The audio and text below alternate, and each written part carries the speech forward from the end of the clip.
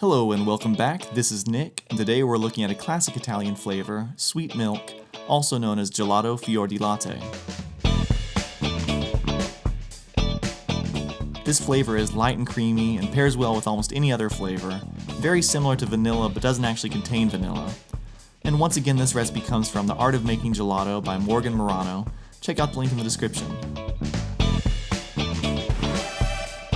So let's start out by adding 20 grams of tapioca starch to a large pot, and then add 56 grams of milk powder and 180 grams of sugar, and just give that a quick whisk. To that, add 192 grams of heavy cream and 685 grams of whole milk. Whisk that all together until the dry ingredients are dissolved before stirring in 25 grams of light corn syrup.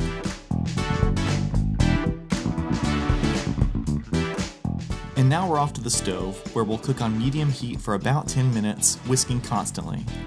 As usual when it comes to making gelato or ice cream, be sure to keep it from coming to a rolling boil. Small bubbles and steam are okay, but if you hear it starting to boil, just turn your heat down. Fast forwarding a bit, at the 8 or 9 minute mark, the gelato should become noticeably thicker, which means you're nearly there. So I'm going to stir for a few more seconds before I pull the gelato off the heat, let it come to room temperature, and then put it into the refrigerator until it's completely cool. Okay, I've let my gelato base cool completely in the fridge, and all we have left to do is freeze the gelato in our ice cream maker. So process according to your ice cream maker's instructions. If you don't have an ice cream maker, just put your gelato base straight in the freezer and go back every 30 minutes or so to stir and break up ice crystals.